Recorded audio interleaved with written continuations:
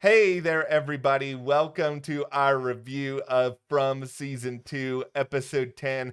Once Upon a Time is the title for this finale. And if you all indulge me for a moment here, I would like to get into the form of a storyteller. All right. Once upon a time, there was a really incredible episode of TV that might be the best episode of From that they have ever done. Like, what a banger. Like, really, listen, we've been doing this for a long time, like, being TV journalists, Yeah. reporting, it's easy for us to get, I think, really cynical about a lot of things. It's really hard for there to be a cliffhanger that I'm just sort of, that I'm literally screaming the moment that it ends. When Tabitha wakes up at the hospital, I'm just like, I'm losing my mind. This show does cliffhangers like nobody else. This cliffhanger, I didn't see this coming, couldn't see this coming in a million years. The cliffhanger at the last end of the last season with the bus rolling up, I was just like, oh no, oh my goodness. Like, this show is so good. It really is. I'm so sad that it's I over for know. the season. It hasn't been like confirmed that there's a season 3 coming, but we assume that there is. This show is so good. How could we not get more of this show, especially with this cliffhanger? No, Oh my goodness. Tabitha's out? they're gonna give us more of this. The brilliance of the way that this final sequence was shot, where she wakes up, and like even when she wakes up in the hospital, like already the wheels are turning in my head, where it's just like, I don't recognize this set. I don't recognize this person who's coming in. Oh my gosh, she's somewhere new. She's not at the town anymore. She's not. And then you finally open the window and it's all confirmed, but it's like you've been building this up for a minute and then you're just basically into full on. Like that was my head when I saw it. I was like, Like, I think I kind of expected at some point that they would get out of Fromville, but I did not expect it in season 2. Let me tell you that. This show is unafraid. They will take huge risks and big swings, which is one of the many reasons I love this show. This is easily the best episode they've ever done, with my most favorite scene in it that I've ever seen out of this show. well, we will get into that. Talk about ramifications of this cliffhanger. Like, what is really going on? I mean, we obviously have some theories here, but, before we do go further, go ahead and check out our Patreon. We have a link in the description below. We have a number of exclusive From videos Mhm. over there that we absolutely think you guys should check out. Thank you guys to those of you who have supported us over there so far. Absolutely. We're also covering Silo, and we have videos here and videos there, and Dead City, videos here, videos there. Yeah. There's lots of great stuff coming up at the Patreon. So, yeah, we would absolutely appreciate your support by heading over there and hitting that subscribe button over there. Okay. The lighthouse. Yeah. The freaking lighthouse. There's no way we don't start with that. It- Oh my goodness. Okay. So there's still a lot here that's open to some interpretation. Like, I don't want to speak in absolutes, but to me, I've talked a little bit about pocket universes here before, and sort of this is kind of sort of where I land in some of it, where it's a pocket universe sort of about adversity and overcoming it. And if you want to say that a challenge for Tabitha was going to the lighthouse, sort of understanding some things, she does conquer it. She does make it there. The lighthouse, to me, seems to sort of be kind of this like halfway center between Fromville and the real world. And there's an interesting connection between the two and how you go from one place to another. I think that part of it is still really up for debate, but I feel like in my heart now that it's like if you want to get to the outside world, you have to go to the lighthouse. The lighthouse is either the place where all of this started or it's the metaphorical place where all of it can end. And I think the children have something to do with it too. I think it's not just, we saw Tabitha go to this lighthouse. She got help from Victor, where Victor was like, yeah, my mom went to this lighthouse and, she didn't make it out, kind of thing. And now I'm like, is Victor's mom maybe actually there? Like, is she in the real world? I know that Victor was like, oh, I found my mom's body under this tree, but maybe he found the body under the tree and she's actually in the real world. Like, we don't know till next season. They may find Tabitha's body at the bottom of this lighthouse and not realize that that form has been left behind and she has now transitioned back into the real world. But we've seen Tabitha have the children around her that feel like they're kind of guiding her. And when she finally got to the top of this lighthouse and she saw the boy in white, who we all thought, is helping people, she like Sparta kicks her out the window and all of a sudden she's back. Yeah. So he is helpful in that way, that it's like, if you see the children are guiding you to a way to get out of here. It's just like, we also saw Jade see the children when he went under the tunnels, real responsible, like didn't tell anybody. He goes into the tunnels, sees the children in a circle, looks up, and he sees the symbol, and it almost feels like the lighthouse, where it's like this long tunnel up, there's a circle with light. He sees, the vines and the roots into that symbol. It feels like they're showing him to go to the lighthouse. I could see it being a portal. Like sort of how we saw the tree be a portal, where you go into the tree, Absolutely. you come out, you're at the lighthouse. I think all roads in Fromville probably lead here in some way. I think the question is, do these people know it? And then two, like, do these people know what to do with themselves when they're actually there? But Jade, let's just spend a moment here on Jade, because this guy, he's the classic case of a guy who has some good ideas but has no way to how to handle any of it. And I think there's clearly something missing with him, whether it is communication skills, leadership skills, or actually some measure of outside confidence in what he believes. It's like, I'm gonna do it myself. And just have a conversation with somebody. He did with Tom, the dead bartender. Yeah, great. Listen, the communication in this town is like a zero. Nobody's sharing information. Yeah. Like, very few people know that Tabitha went to this lighthouse. Only Victor knows how she got to the lighthouse. Yeah. Now she's just going to be missing, or it's possible her body will show up and no one will know what happened. Nobody's going in pairs or threes or fives to be able to see what's going on. Like, could that kid kick everybody out the lighthouse if 5 of them went up there? You know what I mean? Like, why aren't more people involved? Okay, I've got so that somebody can go back to town to be like, yo, we found a way out of here. I've got so many crazy theories. Okay. I'll just share a couple right now. All right. Crazy theory number 1, that Tabitha's body is discovered by some people back in the town in season 3. I think they will. But it's not really Tabitha anymore. That like she's being controlled by something or somebody else. She's got like some sort of alternate person living inside of Tabitha, and it's like new Tabitha, sort of like new Coke, except like really, really bad. Number 2. What is Tabitha going to say to these people at the hospital? Because, like, let's see, if I walk up to somebody, like, let's just say I walk up to you on the street, and I'm like, we need to go over where there's this tree, and if we do this, we're going to be in this community where there's cicadas, where there's, like, mysterious stuff going on, where there's creatures roaming around at night. What are you going to do with me? You going to send me out somewhere? Well, that's what I'm also wondering of, like, how does Tabitha's story continue on? And that's why my tinfoil hat theory is that Victor's mom is there as well. And that the two of them are going to, come together, communicate, and try to figure out a way back. Because, I mean, she got kicked out of Lighthouse and ended up in a hospital. Like, she was found on a trail. So is it possible then that maybe Victor's mom and her could find a way to get back? And even if they could, are they going to want to go back? Like, I mean, just because it worked one time to get kicked out the lighthouse and get back does not mean that it's going to work that way every time.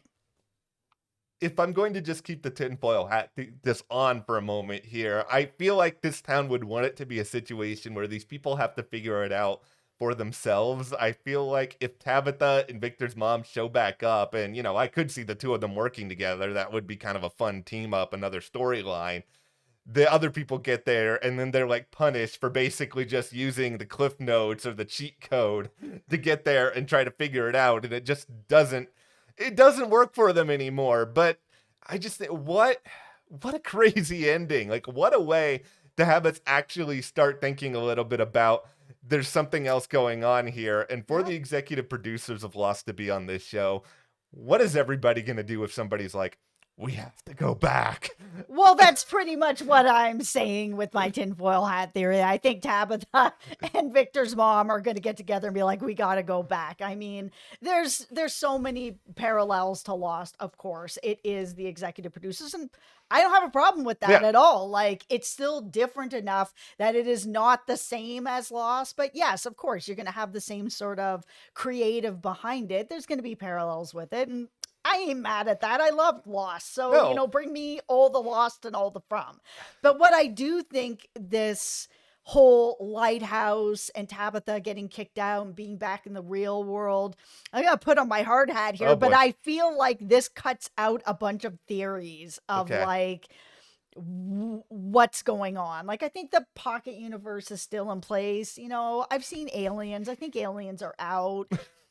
Dream could still be in place, like her in a coma. I thought that it was like they were in group therapy. I mean, that's out. Like, I think it just really makes it a lot smaller of what could actually be going on. Like, simulation, that was something that Jade thought. I think that's out.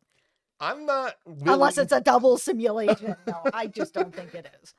What if the world that Tabitha is in is also not the real world, but yet another universe? Like, okay, I think this show, this is, we cover the Blacklist here. We do a lot of things with the Blacklist where it's just sort of like, whatever idea you come up with for the end of this story, the end of this mystery, if you write it hard enough and well enough, you can make almost anything make sense. Like, I genuinely believe this. This is why I'm not willing to let go of the idea that it's an experiment. Like, there's even still a part of me that doesn't want to let go of the aliens entirely, even though I think you're probably right. It's probably out. But it's just because I'm just sort of thinking here of being like, okay, what if the lighthouse was a part of the experiment? What if they constructed this as sort of a way out? Okay, listen, Jim, I understand you sometimes. I understand why you're losing your mind in there.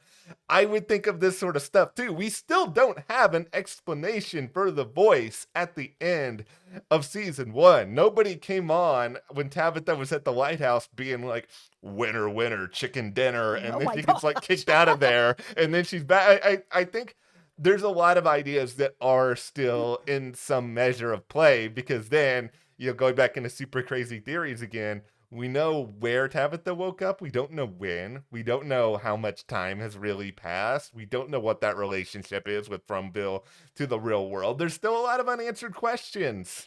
Okay, we have to talk about Boyd because, man, for all of you Harold fans, we were eating really well in this episode. Like, he was firing on all cylinders, 10 out of 10. My absolute favorite scene from all of From was him in that church. Sort of like when he really felt the pressure of everything that was going on. You had Mariel and Randall and Julie all stuck where they were dying. He didn't know how to fix this. He's just got the weight on his shoulders.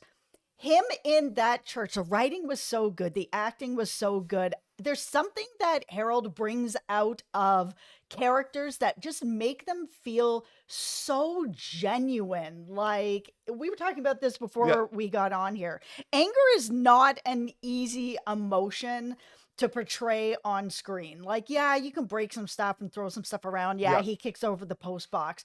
But that wasn't all he was portraying in this scene. I mean, like, he's angry and, confused, and he's feeling so much guilt, like the weight of the world is on his shoulders. He feels like he's brought this back to the town, like, the worms in him, that it's created a bigger problem and he can't fix it. It was so good. Like, it was so good. He just makes characters feel so layered and so genuine. It is my absolute favorite scene of all the seasons of the show. It was so good and so like palpably frustrating. Listen, one of the things that always makes me really mad is that Emmys don't like genre television, like, by and large. Yeah, you get a Game of Thrones or an exception to the rule, but it's like some huge, big budget HBO production that gets a lot of, like, Emmy push behind it. And, like, Harold's not going to get the credit he deserves for this performance. And No, but they should be just driving the I truck of know, Emmys up to I his house know. for that It's performance. it's so frustrating, but I think all of us real From fans, like, we know, we feel it, and this is just a really, really tortured guy who just feels like at this point, every single thing I do to try to help these people, it never works. I've just spent these past few episodes with this idea that the bio bullets, it's gonna, Smiley's gone, this is gonna work. It doesn't work. He feels like now I'm putting people in even more jeopardy. I think really it helps sort of boils down to an emotion that none of us are in Fromville. We're not being attacked by creatures of the night, but I feel like we can all sort of feel that what's wrong with me question that side kind of reverberating through a lot of this. I think we have all felt that, and I think that's a part of the genuineness of this situation where we've all second guessed ourselves. We've all wanted to just like have this meltdown where we've shouted to the heavens, and it was, I think, so effective. I think, the scenes with him and Donna were really, really effective. Yeah, I mean, it was really interesting too because, Boyd is a problem solver. He Yeah. really wants to figure out how to fix this, especially since he's holding on to this guilt that he feels partially responsible for this, Yeah. that he wants to find an answer. But then Donna shows up and she's like, wedding. We're having a wedding. Come see, your son get married sort of thing. We're all going to die anyways. Let's spend our last moments together, celebrating Yeah. love. And it's like, it's interesting to see where the headspace is with some of the people from Fromville, like Donna's like, if we're going to go out, let's go out in love and having a wonderful time, where Boyd is just like, the game's not over yet. Like, we're not at the finish line yet. There are still ways to do this. And it was really nice to see, of course, the wedding was very touching, and the show does a nice balance of fear and horror, but also some hope. Like, it's not just bleak on top of bleak. There is some hope in there as well, where Boyd does get this moment where he's like, okay, I think I figured it out. Like, from, the beginning of the episode where we saw Kenny and Sarah and him go out to where he saw the, the music box and got the worms and all of that sort of thing of, how do we destroy the music box? How do we stop the music box? I will say that I'm really happy that they found a use for Sarah this season, because like, we've been talking about this through the episodes that we've been covering of like, what are they doing with her? Like, she was supposed to be this special chosen one. What's happening here? And finally they were able to do that. They brought her to this space where she was screaming and I can hear the music box, but you can't see it. And then we had this moment where Boyd lit the torch and there it was. She was like a human metal detector. I know, right? It was Sarah, I really, not that I liked what Sarah did in season 1, but I liked the character a lot in season 1. I thought she was really interesting. The stuff with her and Boyd out at the end of season 1 was really, really cool. Yeah, and it was. To kind of get back to the spot in the season 2 finale, like, I'm really grateful for it. I hope that this is a further continuation of what is to come moving forward, and just sort of everything, from that speech that we already talked about, everything from there on out in this episode for Boyd was just like so great, like so excellent from top to from like start to finish. Because like Fatima being like, okay, why don't you walk me down the aisle here? It was so tender, and I think she did it just for Boyd. I think she did it because, she wanted him to have this really sort of sweet moment for them, it obviously didn't need to happen. This is a very small room, but it was such a sweet moment. Them understanding that he had an idea, he needed to get away. They didn't take it as some slight. Like, everything from there to what happens with Reggie, what happens following what happened with Reggie. Oh, Reggie. So yeah, I mean, he obviously wasn't doing well after everything No. that happened with his wife, and then blamed Boyd for bringing this back, and shoots him. Obviously he's still alive Yeah. and makes it back to where he was to deal with this music box, and he lights a torch, he gets back into that world, he sees Randall and Mariel and Julie all sort of chained up Yeah. against the walls like Martin, and all in this pain, and he knows from Abby sort of this idea of like, this place really wants you to have hope, because if you have hope, you're gonna push further and harder, and you're just going to keep coming up against these stressors and these fears and these walls that you're just not going to be able to get past. So the more hope it gives you, the worse it makes things for you, which is so bleak. Yeah. I mean, like, hope is a very powerful thing that can get people through the darkest of times. And at that point, it sort of like still felt like, okay, maybe this is some sort of experiment of how much can hope really sort of heal you and push you forward and keep you going when the worst stressors are coming at you. I mean, now we know all the stuff with Tabitha, so I don't know if that's really what's happening anymore, but we see Boyd, crush the music box. The three of them are saved, which is, again, more hope, bringing that back again. Like, there are some good things that are happening in Fromville, but the person with the answers, Tabitha, is no longer there. This is all just a part of the fun, everybody. Okay. That's why you people need a buddy system. Like, don't go alone. Come on, like, stop that. Oh, there's some really good buddies that they could have too throughout all of this. Tabitha, don't just bring Victor and go by yourself. Bring 5 people with you. That way, at least you have the numbers that if a bunch of you start getting kicked over the side, a couple of you can like run back down and be like, yo, this is happening. Can I just say, I don't trust Abby / Ghost Abby / like evil Abby / whatever it was that she was. Okay. No, this town is using people you love that died there to lead you into different spots. However, we also saw Tom, the bartender, lead Jade to like decide to go to those tunnels alone.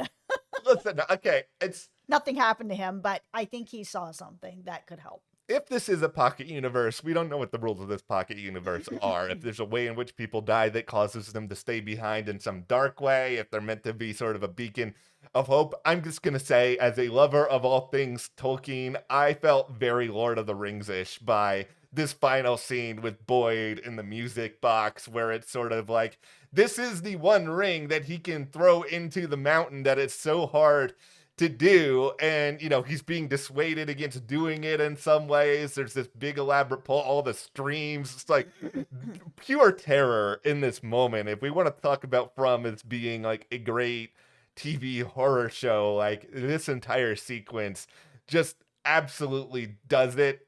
I'm also, it's bizarre to say, but I'm kind of glad that Randall is going to make it through all of this, just because he's such a crazy person that we need somebody like Randall still in there to mix things up a little bit. Well, and now he's kind of been on the other side of things, where I think a lot of his paranoia, we're in an experiment, is either going to be amplified after what happened, or he's just going to be like, no, that's squash. Something else is going on. This was not an experiment. There are so many unanswered questions still. Like, who was on the radio? Like, what? We don't know about the radio. I think there's still a lot about Elgin that I really want to know. We didn't really dive that deep into all of it in this finale. Like, to me, that's still out there. Yeah, also, is the lighthouse the only way out? Do you have to get kicked out the window to go back? Like, is that a one-time travel, or like what? Also, if the bus can turn up there, can other people now still turn up there? Are we going to see new people in Fromville in season 3? What is the real way to get rid of the monsters if bio bullets don't work? Yeah, and it feels like the monsters by the end of this just aren't really a thing anymore, like, which was a bit strange. Like, they really were the big threat, and then it was like, now there's so many more threats. And I I actually like the way that they had dealt with that because it kind of felt like what was going on with The Walking Dead, where Yeah. at first it was like, oh, there's these walkers and, they're going to kill everybody. And then you kind of learn how to deal with them, that they're slow walking. You can get around it, lock your doors, you'll be fine. And it's the same thing with the monsters. Don't go out at night, put up your talisman, close the windows, wake up in the morning, you'll be fine. They had to find a way to amp it up, which they did, where it was like, oh, well, now you can't go to sleep. Oh, now if you're awake, this can also happen to you with all the cicadas. Guess what? You're not safe anywhere. They really amped that up. I love this finale so much. It's great. It was a 10 out of 10. I loved everything about it. Yeah, and now the long hiatus begins. We have a long break to go until season 3 kicks off. But thank you guys for hanging out with us. Of course, we want all your thoughts, all your theories. We also hope you check out our Patreon. Our link is in the description below. Thank you to everyone who is supporting us over there. We really appreciate it. And thank you to everyone who suggested this show to us, because we hadn't even heard of this show. And when we were covering Yellow Jackets, so many of you were like, oh, this is the show. And, we're really thankful that you did that, because we would have never heard of the show. So thank you very much for that, because this has been a great ride. Yeah, we will see you here next time.